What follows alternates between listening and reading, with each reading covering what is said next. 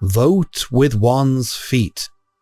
This means to show dissatisfaction with a situation by leaving or not participating, to express preferences or opinions through actions rather than words.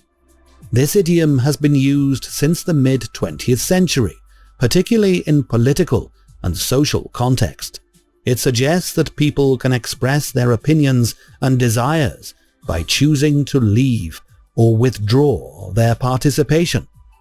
It is most commonly used in American and British English to describe non-verbal expressions of opinion. For example, when the policies changed, many employees voted with their feet and quit. Or, if you don't like the service, you can always vote with your feet.